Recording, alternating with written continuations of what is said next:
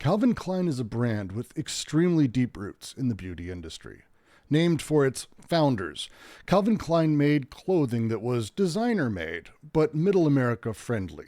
The success, really though, was in how it sold them. Calvin Klein was more than a little famous for over-sexualizing young people and fetishizing young bodies. In 1980, Brooke Shields famously started a commercial where she let us know. You want to know what comes between me and my Calvins? Nothing. She was 14. Says she didn't realize the angle of that camera and, well, the meaning obviously there. In 1985, Calvin Klein jumped into the fragrance space with Obsession, this fragrance that took the world by storm. It wasn't really an accident that Calvin Klein, notorious for over-sexualizing advertisements, put out a perfume called Obsession. Klein himself said the name was really coming from a place of how he felt personally about women.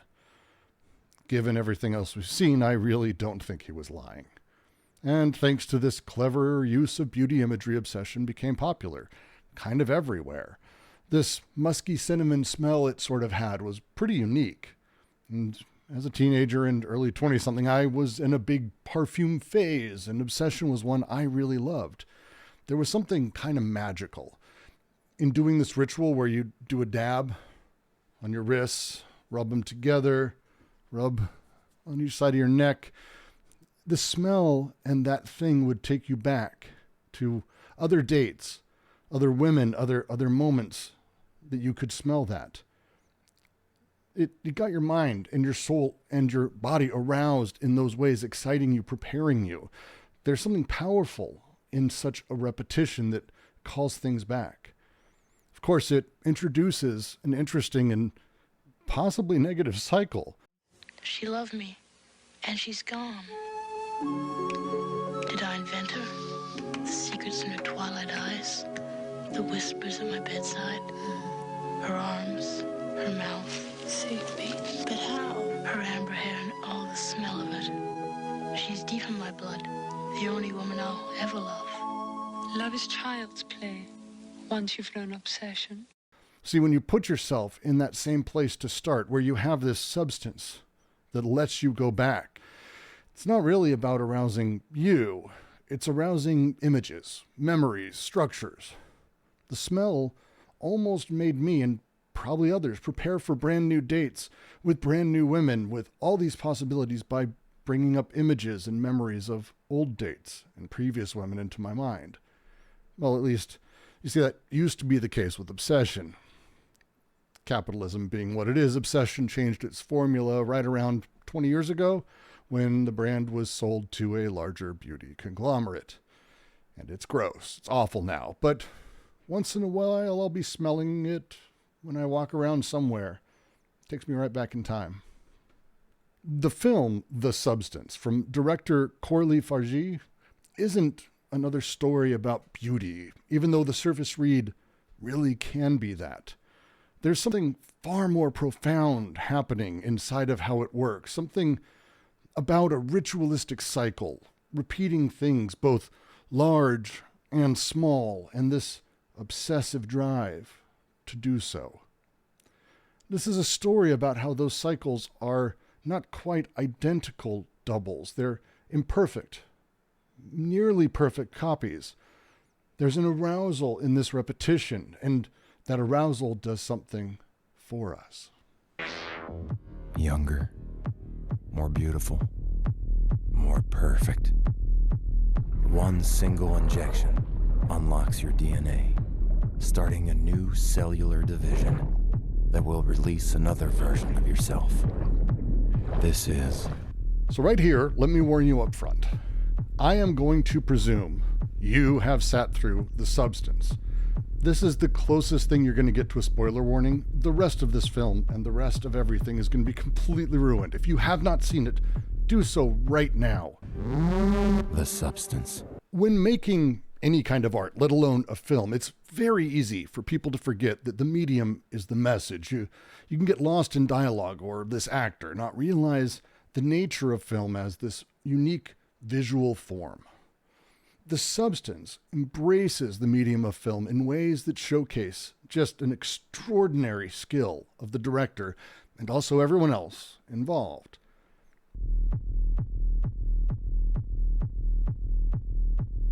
I could talk about color, the way that the filmmaker contrasts scenes, holding on the moment, letting colors sweep across everything. There's a scene where Dennis Quaid is eating shrimp in a restaurant. Everything is color graded orange in just the right way to emphasize this unease, bring us to this unsettling place we can share with Elizabeth. I could stay in that scene and talk still about the sound design, where a Tim and Eric styled sort of audio track forces you into Elizabeth's world and her position in it, bringing you internal bodily noises front and center, all the way through to the end where the breathing of Monstro Elisasu cuts the silence like a flimmy, garbled knife. I'm so happy to be with you tonight. I could talk about the music for hours. Not only is there an extraordinary set of driving electronic tracks that drum up this hypersexualized Benassi-like driving techno, complete with hot chick power tool massage at one point, but beyond that, you get Vertigo's love scene music swelling into this crescendo and blending into Thus Spoke Zarathustra, used in a moment that I cannot tell if it is humorous or poignant. It means it's probably used properly, maybe even perfectly. I could talk about all that, but no. I want to talk about something else, because this film has a very important theme that's baked into the filmmaking and the story. The ritornello is a musical element popularized during the Baroque era, in which a musical element is repeated in variation. An easy example is one I love and a lot of people know: Vivaldi's Four Seasons, Spring specifically. See, Vivaldi adored this compositional element. You can hear throughout the opening itself, sort of. It's there. So you can hear the same notes, the same motif, but there's variety. It isn't identical. It's different. The variation is the big deal because it allows us a very special thing. That same thing Vivaldi's doing. It lets us vibe with elements that are the same while enjoying the difference between them intentionally. In film, the use of the ritornello has led to some of my favorite viewing experiences. Notable versions would be like Run, Lola, Run, the Jake Gyllenhaal in Enemy, Synecdoche, New York, this masterpiece of it. The substance joins that list. Let us take a scene like this, where Elizabeth, played by the wonderful Demi Moore, heads out on a walk to get the substance. Now, compare it to a walk a short time later taken by Sue. The same angles, outfit, but something is different. Not just the actress. Come on, it's Sue's walk is brighter, sunnier, sparklier, cleaner. Elizabeth is fixated, tired, Sue bright and exuberant. The repetition lets us see the difference. It's not totally different. The structure of the scene is enough the same to make us call back to it. These small changes give us a new look, a new view. The ritornello is at work, and it's how we can see change itself. Take these daytime walks our character takes. They even have the same trees. They have the same street, even the same camera timing almost. Yet, through these simple changes, we get to see our character through this motif replaying. We see her changes playing. Insecure, to joyous, to nervous, to terrified, to something else entirely. Another one, being in the spotlight, is a wonderful recurrence. Covered in glitz and glamour, another. These moments repeat, but really they are only structural. We see Liz doing her aerobics workout, right? This definitely relies on some sexuality, but we see Sue doing the same workout in the show. Well, the outros are at least identical. Take care of yourself. Take care of yourself.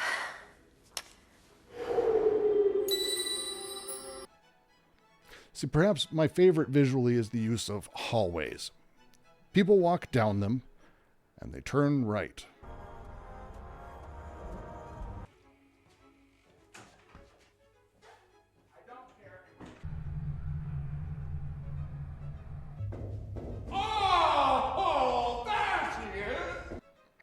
It's a simple move, but by doing this, by having the structure, it links together these moments.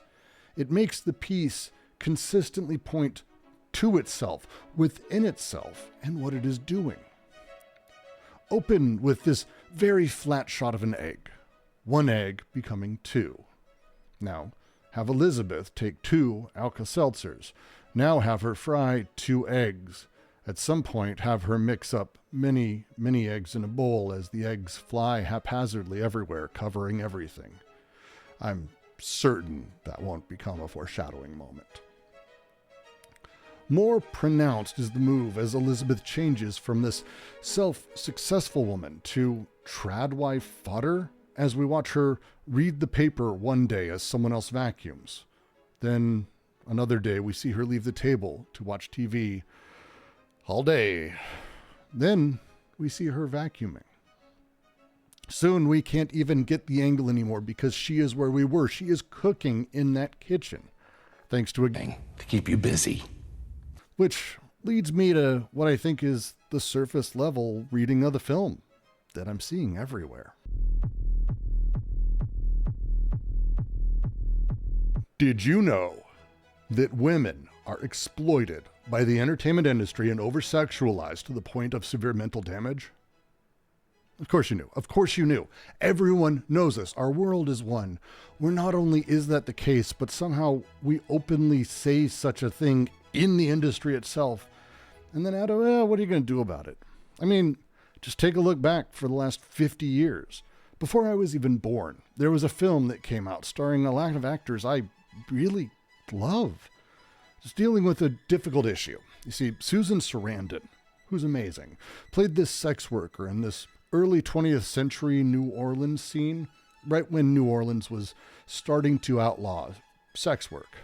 Now, she has a couple kids. One is this 11-year-old girl. Keith Carradine, who's also great, plays a reporter looking to document the sex trade and watches as the young girl has her virginity auctioned off. That's not where the movie gets more problematic, of course. But here's the thing. The film, as a thing, I don't really object to. It's about exploring these absolutely real lives of marginalized people in all their complexity and horror and the realities of the world they live in. As much as the film has issues, the issues are things that happen in the real world. Marketing, I find myself far more appalled by. Here is a theatrical trailer introducing this 11-year-old girl who you might recognize. This is Brooke Shields, breathtaking in her screen debut. Constantly changing, always surprising. This trailer is hardly the oldest version of this, but to me it's one of the creepier. It's not a new thing. Hollywood loves them young, and as we saw earlier, Brooke Shields will repeat this without even realizing it, with her teen sexuality putting forward over and over and again the same fetishization. Hollywood sexploitation visited on the world in this very particular way. This means we have something pretty remarkable, but less remarkable now, a movie about exploiting women that is itself exploiting women and their sexuality to attract people to see a movie about how women are exploited. Maybe better, Amy Schumer's pretty fantastic sketch, Last Fuckable Day, from her comedy show, it hits the nail basically on the head. There's a moment in it, I think, that I probably gives a best example. Sally Fields going from the sexual object in pursuit of Tom Hanks to, in 5 years later, playing his mother. Men have it easier. We know it's not hard to recognize. It's just hard to talk about why. I mean, another great motif throughout The Substance, and it bookends the film, is Elizabeth's Hollywood star. We see time pass as shot after shot shows the star aging on the sidewalk from the moment of its first being made and this concrete poured, then cracking, then being forgotten. It's a bit on the nose, of course, but more on the nose. That person you saw, it's not Demi Moore. It's not actually even her younger self, Margaret Qualley, either. See, despite Demi absolutely having the body to do this shot, this is another body. See, the shot called for younger brunette with Demi's famous bust for just a moment. Just those pieces, though. It didn't really call for Demi. Just parts of her younger self. Parts that are fungible, obviously. The body actually doesn't really matter at all, as long as all the parts are in the right place.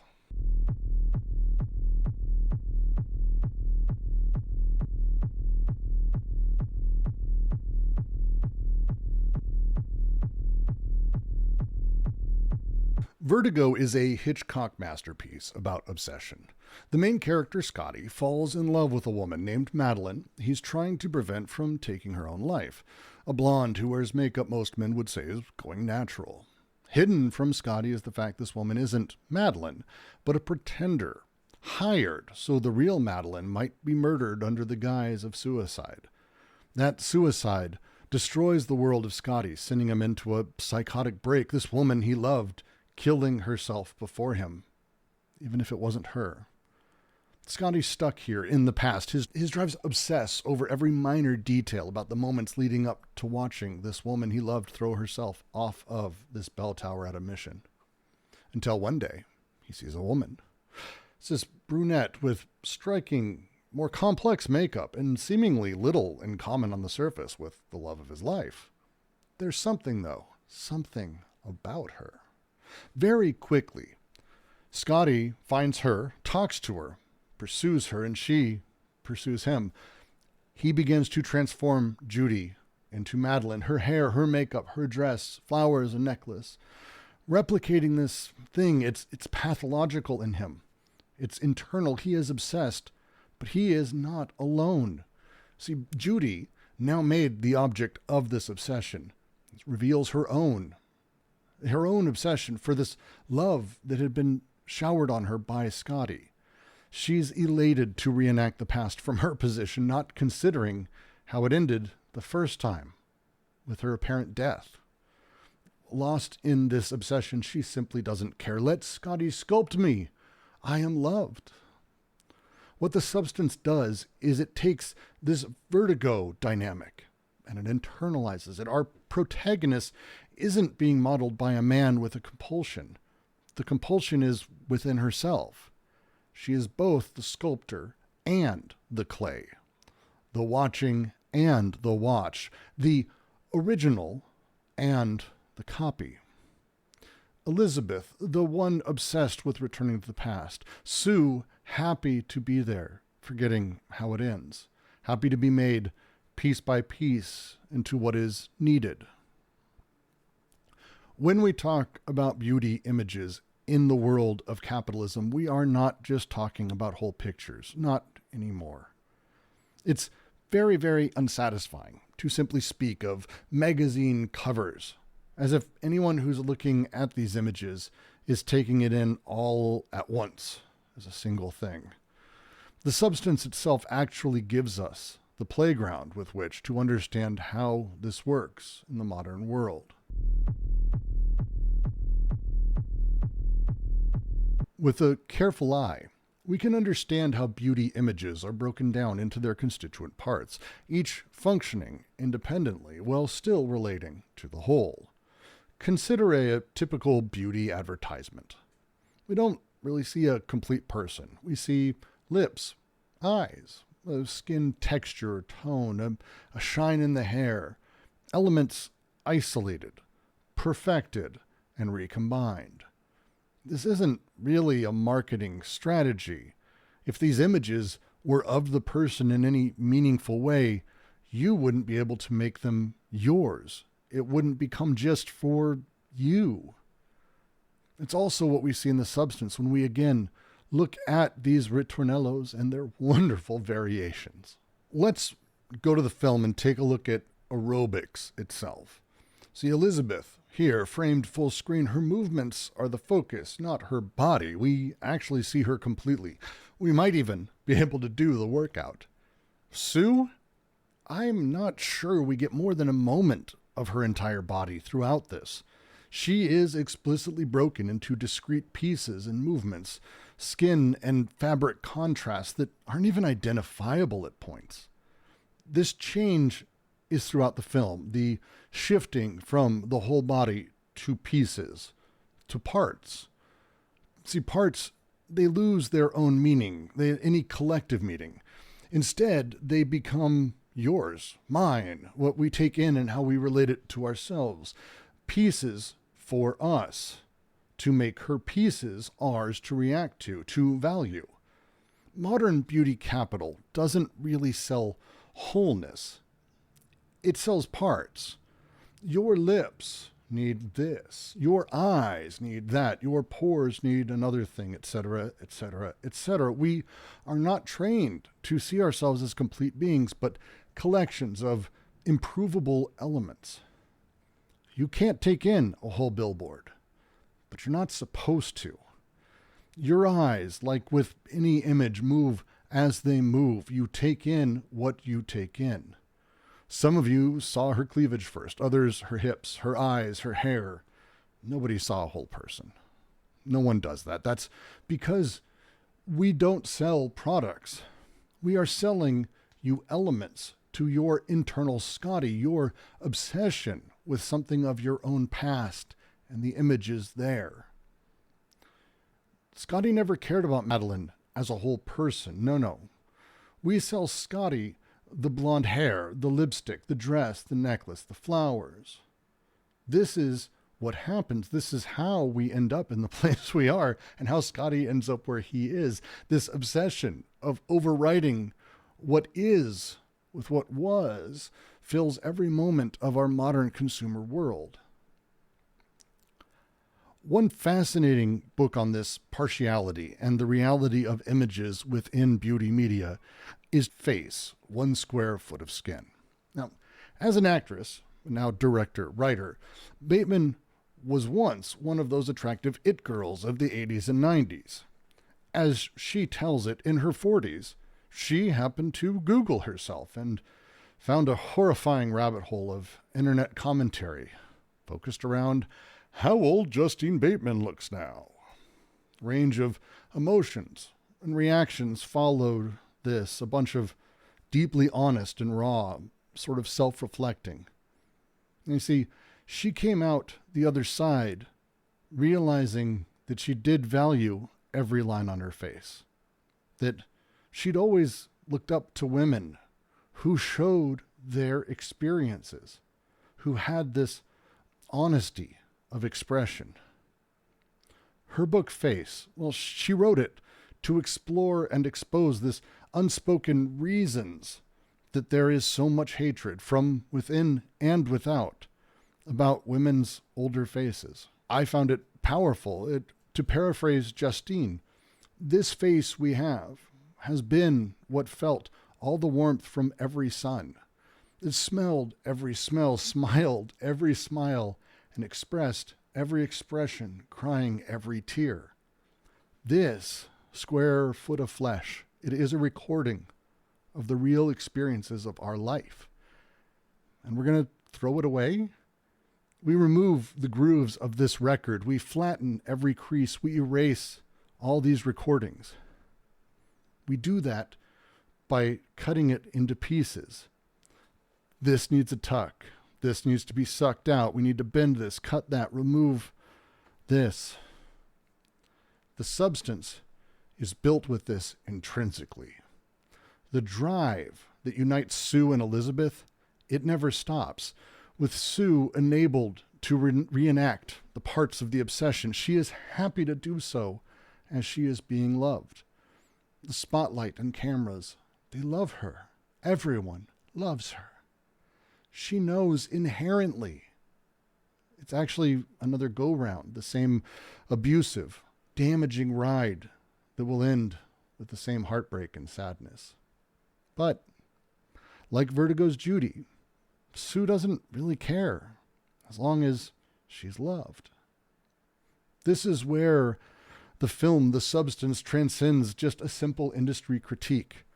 It takes those familiar tropes, fear of aging, desperation of youth, violence of obsolescence, pushes them to their actual locus, within the drives and obsessions that made Elizabeth herself.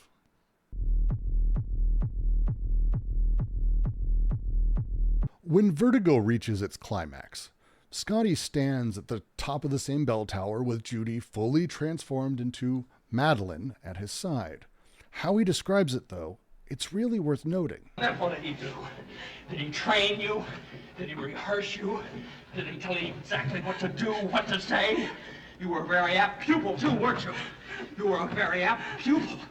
The mistake, he says to her, was keeping the necklace, being too sentimental. You can see in him this breaks him and where he was. That wistful, emotional longing for the past. See, this Judy, this imperfect copy of an imperfect copy of another woman, somehow, through a mashup of all these elements, came out to be something more real than any of the originals. She loved him. For Elizabeth in The Substance, she is our Judy, made into a star by the pressures of Hollywood and the victim of their drives. When all she has built turns out to be a facade cast away by the man who formed her, she becomes Sue, who's able to be remade by that man again, by those pressures, by those drives. Ultimately, as Sue realizes that this cycle will end the same way, she creates another cycle, another copy, a copy of a copy of a copy, simulacra of simulacra of simulacra. All the pieces needed to build both her and Elizabeth up to put them together. Those pieces are all here, copies of them, revealing it to the world, and the world responds in a rage.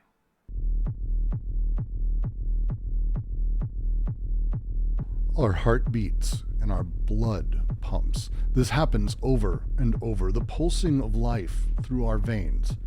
It delivers to us rhythmically all the things we need to function. Each pulse courses through us and is felt, but it's an impulse we seemingly cannot control. These pulses feed us. In turn, we feed them. We don't like to think about it, but there really isn't a way to answer which came first. Did we feed it or did it feed us? Where did these impulses begin?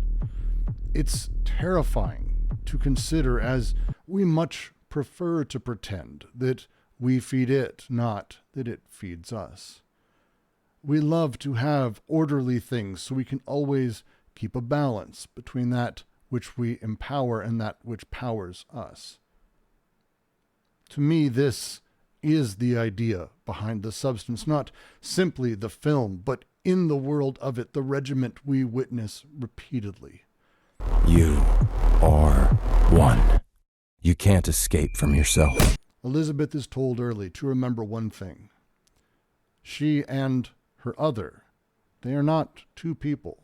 They are a balanced single entity, a single drive. They each have their repetition that must happen, switching out the world every 7 days, retrieving deliveries every other week, ensuring the feeding of the other is done, and extracting from Elizabeth and injecting Sue every single day. This thing that The Substance does, The Substance requires a meticulous repetition and timing to simply survive the experience. Being even slightly late would mean almost certain death. But it's not just the 7 days, the motions, it's the injections, the extractions, the process of the entire thing that is truly awful, but neither one wants to stop, no matter the emotional cost or damage done. Every compulsion that is visited by one has a mirror with the other, whether psychological or physical. The compulsions don't even need to be grand visions. We see Sue stretching her young, perfect body for her own amusement and enjoyment. She is driven to this. She's doing what Elizabeth would do. They are one, repeating things. They share this drive. They are one. The film does not stop reminding us this with gigantic text. They have the same exact goddamn drive, not two of them. And they are both very happy to repeat things they know they fucking hate. Sue has no issue working for the same bastards who threw her out only a week before.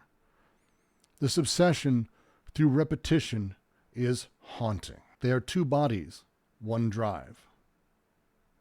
Drive wins constantly. Repeated. Over and over in every action and every step and every wink at the camera.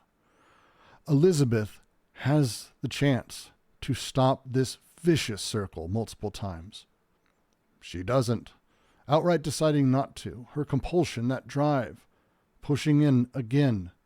It doesn't matter ultimately that Sue is breaking this balance, using the cycle to her own advantage at great cost to Elizabeth. Elizabeth does this because she knows the fucking repetition. Sue isn't breaking any cycle. She's fulfilling it in exactly the way Elizabeth would have, perhaps in ways she already did. We don't need to glimpse into things outside the film to realize nothing Sue did was that unexpected for Elizabeth. We're doing the cover of Vogue. Just one more day, okay? At least for a while. Eventually, when Elizabeth is turned into a veritable monster of oldness thanks to everything Sue drained from her, she decides she must end Sue. With Sue helpless, she begins the termination cycle, but stops. The obsession, it unites them and grabs hold of her. She realizes this is it, and she stops the injection. She revives Sue. Of course, Sue sees the situation, and just as Elizabeth did, drives into a rage and kills Elizabeth in the very spot Sue was laying helpless in moments before. This changes everything. Now there's no Elizabeth. There's really no connection to the past in front of her. There is no creases of memory. There's no recording etched in the surface of her. No lifeline she models herself on. She is simply compulsion enabled. But the repetitions disappear from the film too. We see things new, different, broken, unexpected. She doesn't quite know what to do, unsure of herself for the first time maybe in the film, until a tooth falls out. Then she pulls another and another, laughing as she realizes inevitability is coming for her. Suddenly, she's right where Elizabeth was. Dennis Quaid shows up. That's what we want tonight! Pretty girls should always smile! She can't. She can't smile. Her body has betrayed her drive. She cannot do what's needed to maintain this obsession. Very quickly, she falls apart. Quite literally, she goes, as Elizabeth did, taking the same road to create a better version of herself with the same injection, the same process, trying to get a body that can give voice and worldliness to this drive. Drive is a horrible thing to most of us. Desire, libido, whatever you may call it, it is seemingly ugly. Drive doesn't care about images. It doesn't care about ideas of beauty, lust, or sex. Drives just push. They go. Intention is not a thing Drive has. It has no larger goals that we make sense of. Not like that. Sue had intention. She was particular about her outfit, her hair, what network she was on, colors, makeup, lip gloss, name, more. Those images I spoke of earlier, those images provoked this drive, but they're not drives. What about one who doesn't have images? Not in that way, that doesn't have a grasp on beauty conceptually. Not the network effect of the parts and pieces, but just the parts and pieces themselves. What about drives that only have this, that can only see this? Where just a bit ago, Elizabeth tried for an hour to make herself gorgeous, only to compare it to Sue every step of the way and hate herself for it. This new, better version doesn't see anything but pieces. Monstro goes through the beauty routine without missing a beat, without really even caring about the outcome. That spotlight, it's all she wants, like a moth to a flame, like Scotty to that mission tower. The closest we come to any sort of conceptual beauty is to apply lipstick to Elizabeth's face mask. This Elizabeth couldn't handle applying to her own. See, Monstro is pure drive. There's no goals, unaware of anything except the pieces, how wonderful all of them are. She has an ass, I think more than one. She has many breasts. Many. She has more teeth to smile with than a dozen people would ever need. When the mask falls, she smiles, sort of. She even has a breast in the middle of her face. Her forehead birthed it, almost in response to being looked at, as if Monstro is simply pieces being called forth as needed, in response to the drive, and she doesn't grasp this reaction. Even as she is dismembered, even as she is covering the crowd and the hallway in blood, her own experience is being in the middle of a spotlight spinning. We must imagine Monstro, Elisa Sue, happy. She is. Her drives are acting in the world she's experiencing as she wants. And that's how the film closes. This final repetition of sparkling glitter, a spotlight, the Hollywood star, and Elizabeth smiling. Every other film doing this would have some sort of comeuppance for the men, a brutal extraction of justice in some way on the system, or some way that Elizabeth grows beyond the drives. That's a thing we've seen over and over and over and over again. Not here. This return, this go-around was different. That compulsion was fulfilled. She got her New Year's Eve spotlight. She danced in front of the world. It's a happy ending. And who are we to say that she was wrong?